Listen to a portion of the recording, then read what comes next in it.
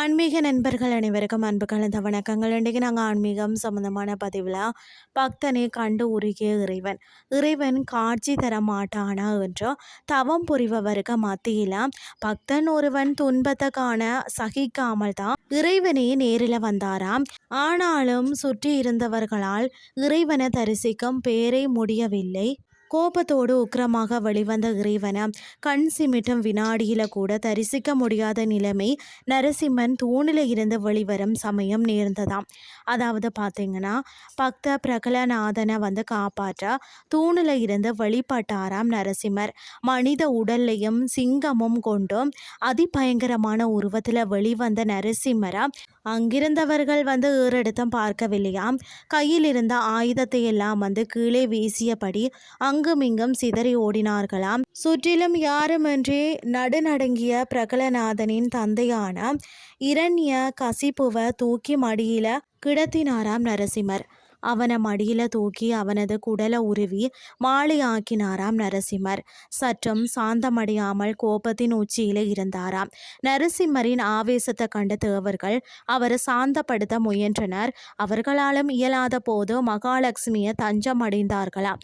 என்னுடைய கணவரை பார்க்கவே பயமாக இருக்கிறதா, யாராவது சமாதானம் செய்ய சொல்லுங்கள், இல்லைன்னு சொன்னால் அவரது சாந்தம் தனியும் வரை பொறுத்திருங்கள் என உறுதி கூறிவிட்டாராம்.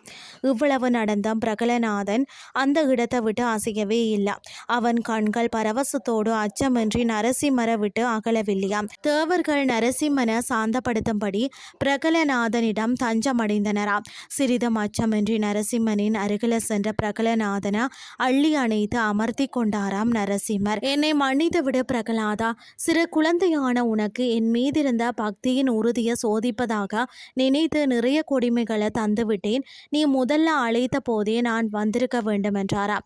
உன் சிறிய குழந்தையிடம் இத்தகைய பெரிய வார்த்தைகளை தாங்கள் சொல்லலாமா இறைவா என்றாராம் பிரகலாதன். உனக்கு என்ன வேண்டுமோ கேள், நான் மகிழ்ந்து உனக்கு அளிக்கிறேன் என்று சினம் தணிந்தவாறு நரசிம்மர் கேட்டாராம். சிறு வயதிலேயே இறைவனது அருளை பெற்று பக்குவம் அடைந்து விட்டதாலேயோ என்னவோ பிரகலாதன் என் மனதில் ஆசைகள் என்ற ஒன்றுமே எப்போதும் தோன்றக்கூடாது என்றும் கேட்டாராம். இறைவனது வற்புறுத்தலுக்கு இணங்கதான் என் தந்தை தவறு செய்தாலும் அவரை நிந்தித்து விடாமல் வைகுண்ட பதவி அழியுங்கள் என்று கேட்டாராம்.